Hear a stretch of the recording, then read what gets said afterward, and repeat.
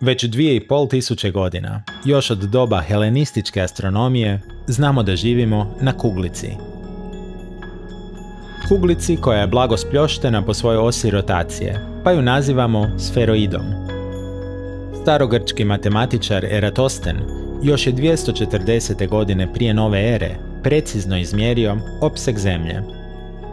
Preko 2000 proći će prije nego što ljudi konačno vide svoj planet.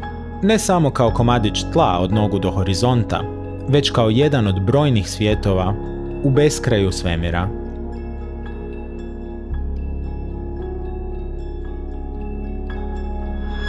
Avantura započinje 24. listopada 1946. Ovo je prva fotografija Zemlje iz svemira. Snimljena je kamerom smještenom na modificiranu V2 raketu s visine od 105 km. Naknadna lansiranja daju sve jasnije fotografije, uključujući i ovaj panoramski pogled. Sa visine od 160 km dobivamo prvi pogled u boji, kao dio mozaika sastavljenog od 117 fotografija.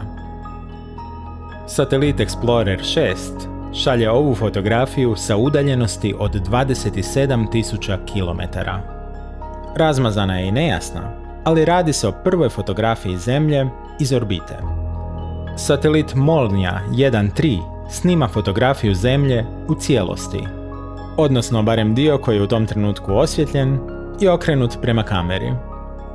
Lunar Orbiter 1 šalje nam pak snimak iz orbite drugog svemirskog tijela i prvi zajednički snimak Zemlje i Mjeseca iz svemira.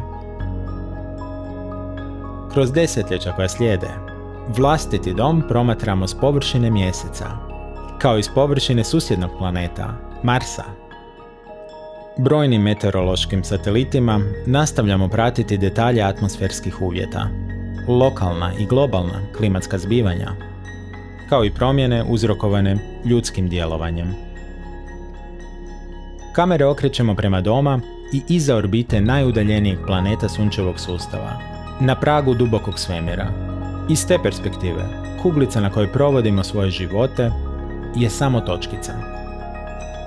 Pokušajte ovdje iscrtati političku kartu svijeta.